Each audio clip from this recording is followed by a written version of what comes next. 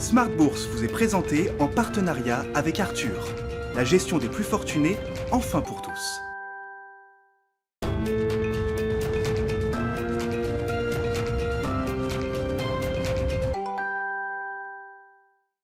Bonjour à tous et bienvenue dans Smart Bourse. Smart Bourse, votre rendez-vous bourse 2 fois par jour en direct sur Bismart. À midi et demi, tout d'abord une demi-heure pour faire le point sur les marchés financiers à la mi-journée. Et puis le soir, la grande édition à 18h30, une heure d'émission pour décrypter les enjeux de marché et revenir sur les grands sujets financiers du moment. Au sommaire de cette édition, Jérôme Powell tout d'abord s'exprimait hier soir devant une sous-commission de la Chambre des représentants sur les mesures mises en place durant la pandémie aux États-Unis. Jérôme Powell qui a affirmé que la Fed ne relèvera pas ses taux d'intérêt sur la seule crainte d'une inflation plus durable. Une annonce qui intervient alors qu'un débat parmi d'autres en ce moment sur les marchés financiers fait rage sur ce caractère transitoire justement de l'inflation américaine. Jérôme Powell qui a également rappelé que la Fed se fixait comme objectif de favoriser un retour vaste et inclusif à la normale du marché du travail. L'inflation, un sujet qui revient également sur le devant de la scène en Europe à la faveur de la publication des indices PMI Flash ce matin pour le mois de juin.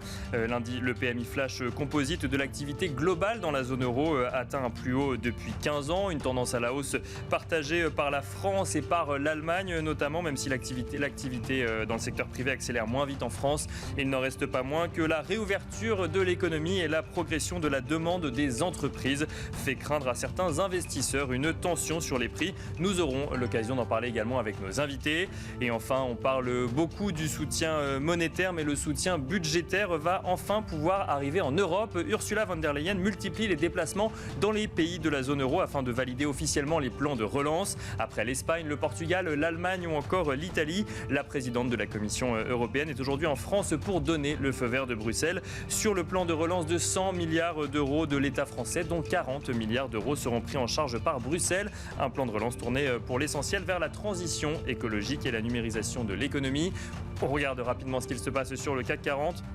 Le CAC 40 qui recule depuis ce matin et qui est, à l'instant où on se parle, juste au-dessus des 6588 points. Smart Bourse, c'est parti.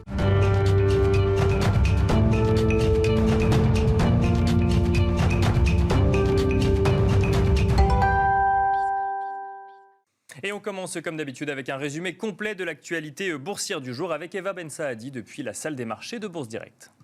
La bourse de Paris s'enfonce dans le rouge à la mi-journée. Les investisseurs semblaient au départ plutôt rassurés par l'intervention du président de la Réserve fédérale américaine, Jérôme Powell, hier soir. Il était auditionné par une sous-commission de la Chambre des représentants sur le plan d'aide d'urgence à la pandémie ainsi que sur le programme d'achat d'actifs. Il a réaffirmé que la Fed ne prévoyait pas de relever trop rapidement les taux d'intérêt. Nous attendrons des preuves d'une inflation véritable ou d'autres déséquilibres, a-t-il indiqué. Pour rappel, les marchés avaient été perturbés par le changement de ton jusqu'ici accommodant opéré par la Fed il y a tout juste une semaine. Alors qu'elle ne prévoyait aucune hausse des taux avant 2024, il était dorénavant question de 2 relèvements de taux courant 2023. La matinée, elle, était ponctuée par les indices PMI Flash européens qui ont donné des premières indications sur l'évolution de l'activité du secteur privé en juin. En zone euro, l'indice Flash Composite s'est redressé à 59,2 points en juin contre 57,1 en mai, un plus haut depuis 15 ans. De quoi malheureusement entretenir les craintes inflationnistes des marchés boursiers. Dans les services, l'indice ressort à 58 points, un plus haut depuis 41 mois. Le marché visait 57,8. L'indice manufacturier a atteint lui 63,1 points, sans changement par rapport au mois de mai. En Allemagne aussi, la reprise bat des records. L'indice Flash Composite s'est redressé à 60,4 en juin, son plus haut depuis 10 ans. Côté français, les données PMI Flash signalent de nouveau une forte croissance du secteur privé en juin. L'indice de l'activité globale ressort à 57,1. Du côté des valeurs, Pernod Ricard fait partie des fortes hausses de ce mercredi. Le groupe relève sa prévision de croissance du résultat opérationnel courant pour son exercice 2020-2021, mettant en avant un rythme de reprise plus soutenu que prévu, à plus 16%.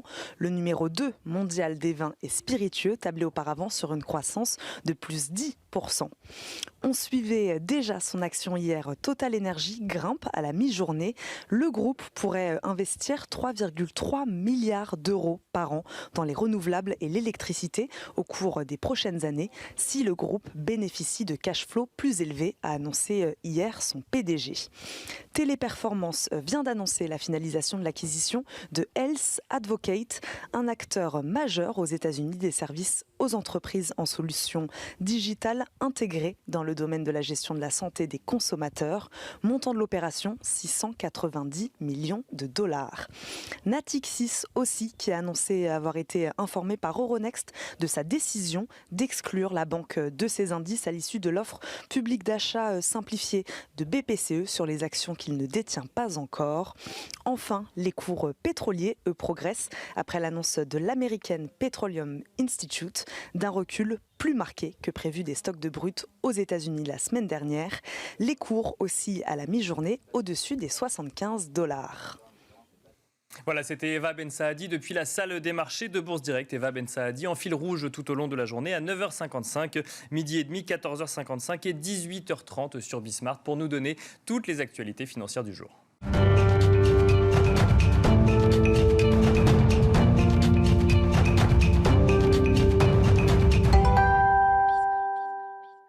On décrypte à présent ce qu'il se passe sur les marchés financiers et beaucoup d'actualités monétaires et notamment de banques centrales. On en parle avec Patrice Gautry, chef économiste à l'Union bancaire privée, qui est au téléphone avec nous. Bonjour Patrice Gautry.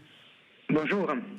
Alors, je le disais, pas mal d'actualités monétaires en ce moment. La Fed qui a changé de ton la semaine dernière, c'était il y a tout juste une semaine. Et on a vu Jérôme Powell s'exprimer encore hier soir pour rassurer les marchés et notamment sur le fait que l'inflation n'est pas le seul indicateur suivi par la Fed. Est-ce qu'il fallait le rappeler? C'est vrai que c'est un sujet, en tout cas c'est un sujet dont on parle beaucoup. Patrice Gautry, la Banque centrale, la Réserve fédérale américaine n'est pas la première banque centrale à envisager une réduction de son soutien. Mais bon, comme c'est la Réserve fédérale américaine, on regarde ça de beaucoup plus près. Oui, l'ampleur et l'impact que toute décision provenant de la Fed a un impact beaucoup plus important que des autres banques, même des pays développés, puisqu'il y a toujours un volet, je dirais, dans la Fed qui est la banque centrale un petit peu du monde avant et en même temps qu'elle est aussi la banque centrale américaine. Donc oui, un travail, je dirais, de reprécision, un petit peu de comment lire le mode d'emploi des dernières décisions de la Fed. C'est le travail que font les gouverneurs et qu'a fait M. Powell hier soir en revenant avec le fait que l'inflation est transitoire et que visiblement il n'est pas dans le camp de celui qui sont les plus durs sur un raffermissement rapide de la politique monétaire, mais de laisser le temps à peut-être aussi que l'inflation se calme, mais le temps aussi que le marché de l'emploi donne des signes beaucoup plus positifs avant effectivement de commencer à réfléchir sur un scénario dans lequel la Fed réduirait prochainement donc ses achats d'obligations et ses achats de titres. Donc on voit bien que c'est un travail d'explication. Alors dans ce travail d'explication, il y a eu aussi d'autres gouverneurs qui se sont exprimés et depuis la dernière décision de mercredi dernier, on a eu un petit peu des déclarations qui partaient un peu dans tous les sens. Celle de M. Bullard vendredi dernier qui avait dit il faut monter les taux rapidement.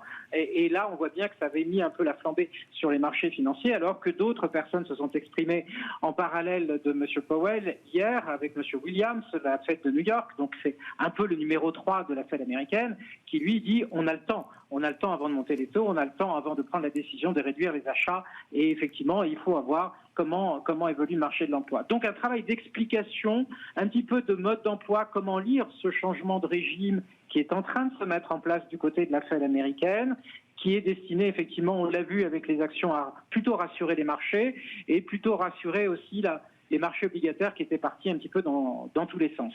Alors on en parlera des marchés et on va revenir sur l'inflation. Juste avant, vous nous parlez de ce travail d'explication, peut-être même de pédagogie finalement du mode d'emploi de la Fed. Vous trouvez que l'exercice de communication est réussi ou au contraire que plusieurs voix dissonantes, ça montre qu'on ne sait pas trop comment se positionner dans cette période ?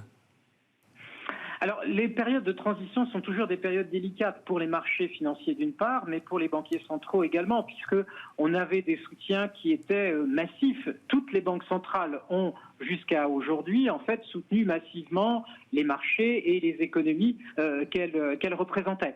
Donc, passer de ce soutien extrême avec effectivement aussi le renfort qui est venu par la suite en 2020 des politiques budgétaires, et bien passer de ce régime extrêmement accommodant à un peu moins accommodant est un exercice de transition délicat en termes de communication et en termes de marché financier. Monsieur Powell a, je dirais, toujours un petit peu de problème avec la communication qui passe plus ou moins bien, et il y a toujours la nécessité, la semaine qui suit, du travail d'explication. Donc on a bien entendu, comme dans toutes les banques centrales ou comme dans tout comité, tout le monde n'est pas du même avis. Et ce qu'on retrouve d'ailleurs avec la Banque centrale européenne. Donc la Banque centrale américaine, c'est un peu plus visible parce qu'ils sont très bavards, ils communiquent beaucoup, et effectivement ça prend un relief important, surtout quand il y a changement de régime. Donc au total, ce qu'il faut retenir, c'est un schéma dans lequel on évolue lentement en fait vers, je dirais, la communication cette fois-ci qui sera ouverte en faveur d'une réduction des achats d'actifs et des achats d'obligations gouvernementales, pardon, je cherche mes mots, mais ceci devrait intervenir seulement au début 2022, et il y a encore un peu de temps avant de parler de hausse de taux. Et ça, c'est, je dirais, le centre de gravité du FOMC, c'est-à-dire agréger toutes les individualités, mais bien entendu, dans les jours qui vont venir, tant de la Fed que d'autres banques centrales, on va voir des prises de position qui peuvent être très différentes selon le scénario économique ou selon les risques qui sont mentionnés. Pour certains, c'est un risque d'inflation, pour d'autres, c'est un risque de stabilité financière. Alors justement, Patrice Gautry, effectivement, vous l'avez dit au tout début de votre réponse, on a tendance à penser que la Réserve fédérale américaine, c'est un peu la banque centrale mondiale, ou en tout cas la plus grosse. Est-ce que ce changement de ton de la Réserve fédérale américaine est un indicateur qui va ensuite enchaîner un effet domino d'autres banques centrales ? Alors, le ton est en train de changer globalement. On a déjà eu en termes de communication. Alors, en termes effectifs, pour l'instant, il y a que quelques banques centrales qui ont déjà augmenté les taux, mais ce sont des banques centrales qui ont des problèmes, je dirais, nationaux particuliers. C'est le Brésil, c'est la Russie, c'est la Turquie. Hier, on a eu la Banque de Hongrie qui a commencé à monter ses taux. Et puis, il y a eu des communications qui ont pointé sur le fait que d'autres banques centrales étaient prêtes à changer effectivement de régime monétaire. Le Canada, la Suède, la Corée sont candidats effectivement à commencer à changer. Donc on voit bien, on sort progressivement de ce régime dans lequel il y avait une unanimité dans les soutiens, dans le côté même agressif de la politique monétaire, vers des positions nationales assez différentes, et au total, d'une région à l'autre ou d'un pays à l'autre, on peut avoir des stratégies qui seront très différentes. On verra demain comment la Banque d'Angleterre donc se positionne. Elle avait déjà d'ailleurs annoncé qu'elle réduisait un petit peu ses achats mensuels d'actifs, même si l'enveloppe globale reste encore activée. Et puis bien entendu, que va faire la BCE ? Ça, ce sera au retour de l'été, où on verra effectivement s'il y a des décisions nouvelles qui interviennent. Alors, un mot peut-être de la BCE, effectivement, parce que là, on a cité un certain nombre de banques centrales, mais on a l'habitude quand même de regarder beaucoup ce que fait la Fed, mais aussi la BCE, la Banque centrale du Japon ou la Banque centrale d'Angleterre. Donc, la Banque centrale d'Angleterre qui s'exprimera demain. La BCE, Christine Lagarde s'est exprimée devant le Parlement européen en début de semaine. Elle a pour l'instant affirmé que sa politique monétaire ne changerait pas pour le moment. On voit les indices PMI flash pour le mois de juin qui sont publiés et qui font ressortir là aussi des craintes inflationnistes en Europe. Alors la situation n'est pas du tout la même puisque la prévision de la BCE c'est moins de 2% pour 2021. Mais est-ce que Christine Lagarde va devoir changer de stratégie selon vous à court terme, où on peut avoir des stratégies différentes entre la Fed et la BCE ? Alors, effectivement, la Fed et la BCE vont certainement avoir des stratégies assez différentes, puisque on a mentionné effectivement ce mouvement vers un peu moins d'interventionnisme de la part de la Fed, alors que la Banque centrale européenne a montré au travers de Mme Lagarde, de M. Lane aussi, le chef économiste de la Banque centrale européenne, qu'il fallait encore avoir des soutiens. Même si M. Weidmann, donc chef de la Banque nationale allemande, lui a rappelé que le PEP, donc le programme d'achat d'actifs, devrait se terminer, lui, avec la pandémie, donc au premier trimestre 2022.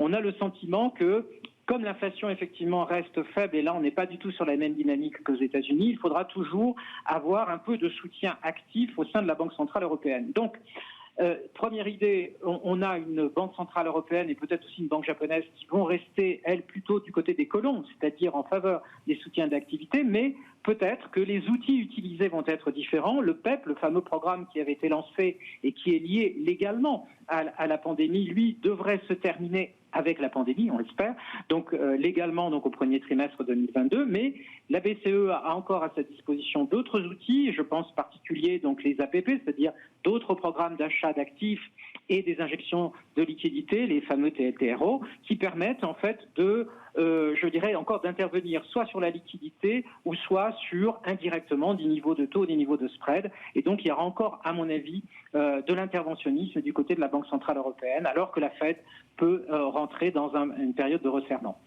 Un mot de l'inflation, puisque c'est quelque chose dont on parle, en fait, qui sous-tend un petit peu tout ce qu'on se dit depuis le début. Cette inflation, où il y a un débat actuellement sur les marchés financiers. Est-ce que cette inflation aux États-Unis est transitoire ou est-ce qu'elle est un petit peu plus durable? Et puis Jérôme Powell qui nous rappelle hier qu'il ne faut pas regarder que l'inflation, puisque la Fed ne regarde pas que l'inflation. Quelle est votre position sur le sujet? On l'a beaucoup regardé et puis là, en fait, il faut regarder d'autres indicateurs? Oui, il faut tout regarder comme le font les marchés financiers et les banquiers centraux, c'est-à-dire derrière, c'est non seulement l'inflation avec les chiffres publiés, mais aussi ce qui se passe sur les autres composantes, et notamment, on l'a vu au sein des indices flash PMI qui a été cité en début de journal, eh bien, on a des composantes prix en Europe qui continuent à monter. Donc, on voit bien que dans cet environnement-là, aujourd'hui, c'est une inflation plus forte, mais c'est une inflation certes transitoire, mais si je puis me permettre, un transitoire qui dure un peu plus longtemps et qui va un peu plus haut que ce qui était initialement anticipé. Pourquoi? Parce que les matières premières, l'énergie, la composante énergétique reste encore avec des hausses élevées. On a ces composantes prix industriels et composantes qui, elles, continuent à alimenter donc de l'inflation. Et puis, il y a eu dans les différents pays, on l'a vu aux États-Unis, on va le voir un petit peu en Europe, au phénomène de réouverture, eh bien, vous avez une demande qui est forte en termes de vêtements, en termes de produits de consommation courante.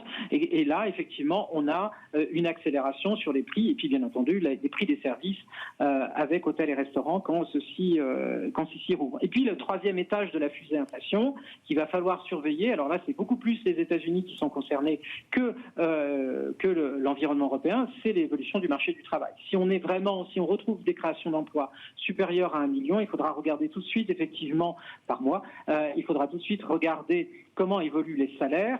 Et cette composante salariale peut être une composante qui accélère l'inflation future et qui l'empêche de revenir ou qui met à mal ce scénario transitoire. Ce cas-là n'est pas aussi important ni dommageable, je dirais, pour la copie à moyen terme en Europe, parce que là, on a, a priori, même s'il y a peut-être un peu de tension sur certains secteurs très très particuliers en termes de main-d'œuvre, on ne devrait pas avoir effectivement de hausse généralisée des salaires. Merci beaucoup Patrice Gautry de nous avoir du coup détaillé votre expertise sur la situation actuelle. Patrice Gautry, je rappelle que vous êtes chef économiste à l'Union bancaire privée.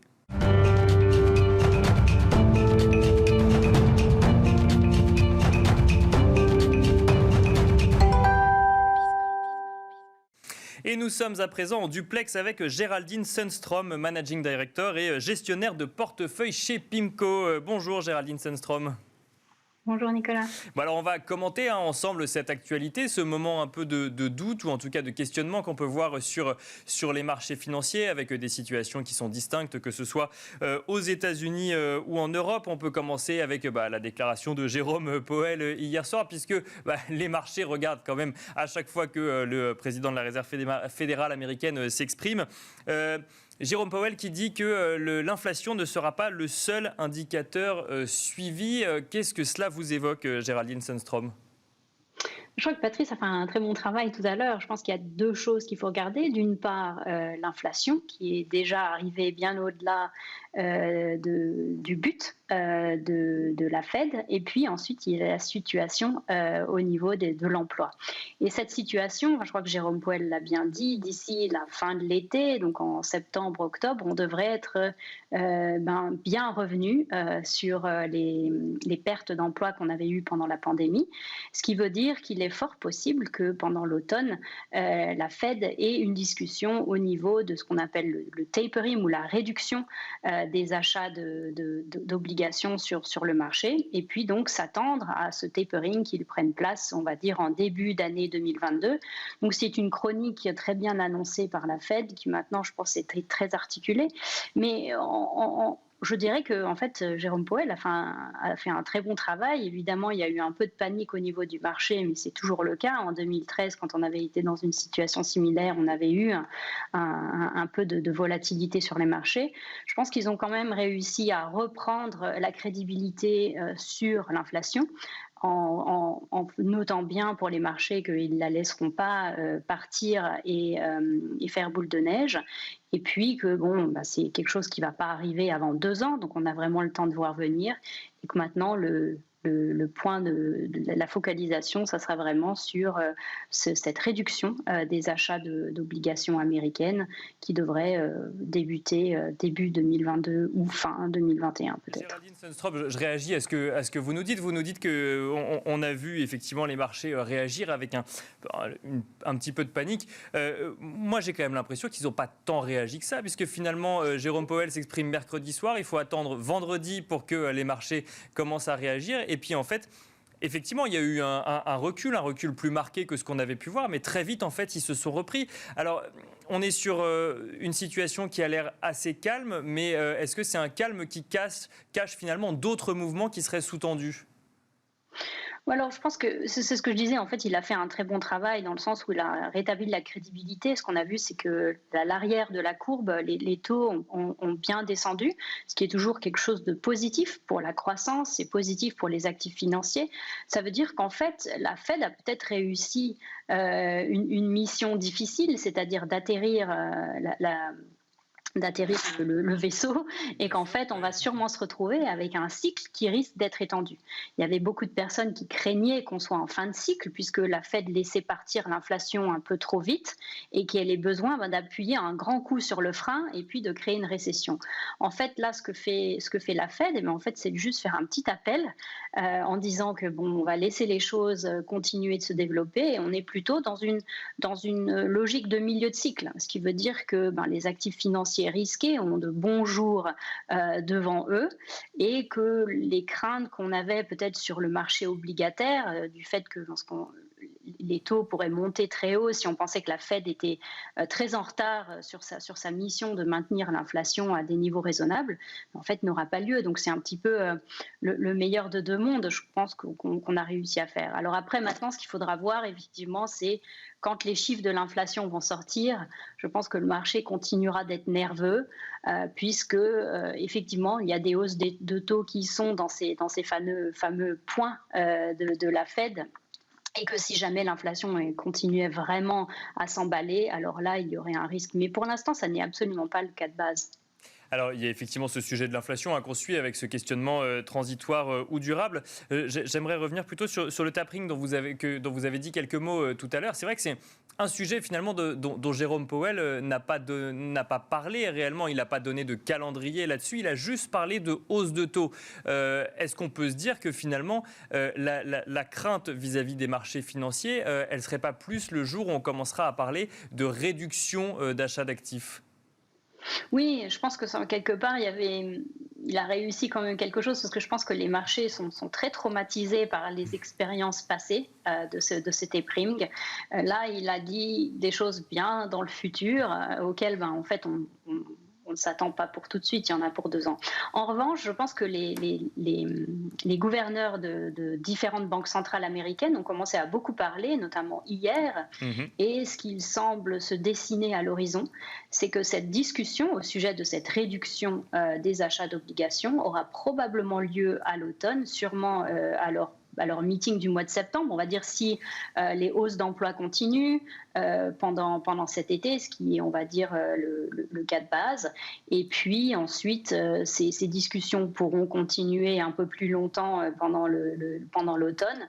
Et donc, on se retrouve dans une logique où la réduction des achats commencera tout doucement en début d'année 2022. Et puis, ce tapering, donc cette réduction progressive de la quantité d'achats, durera toute l'année 2022.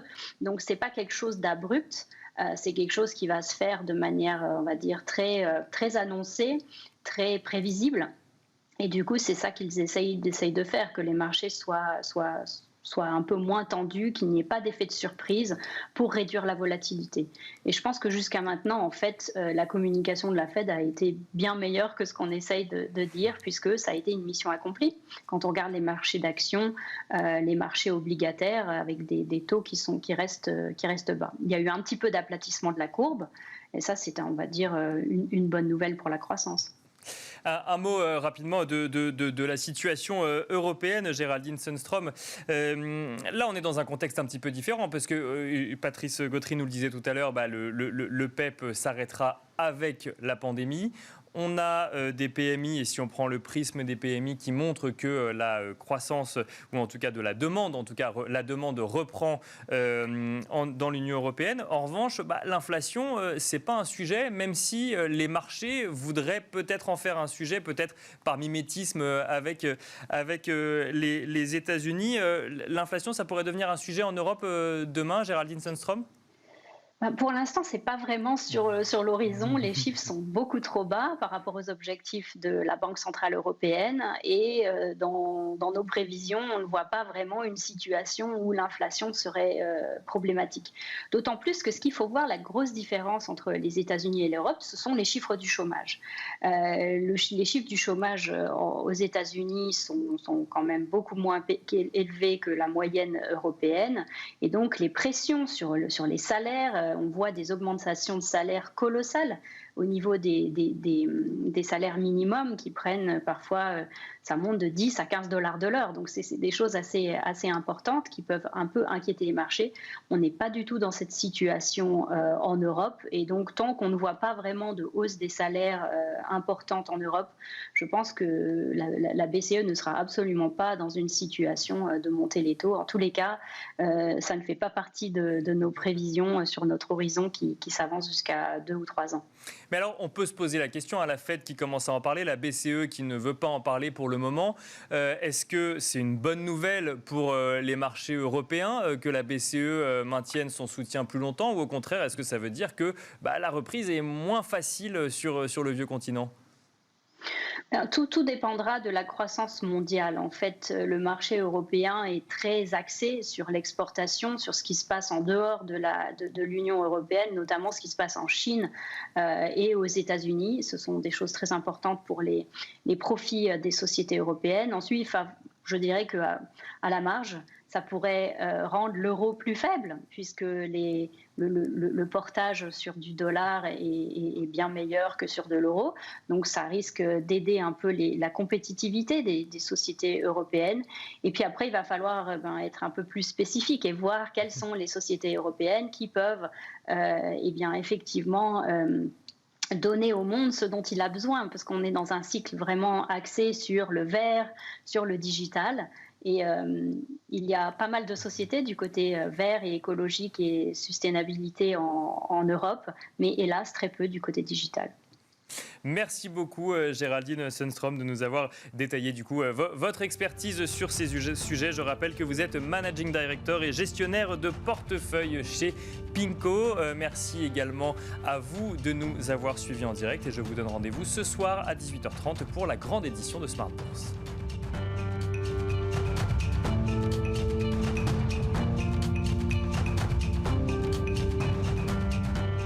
Smart Bourse vous a été présenté en partenariat avec Arthur, la gestion des plus fortunés, enfin pour tous.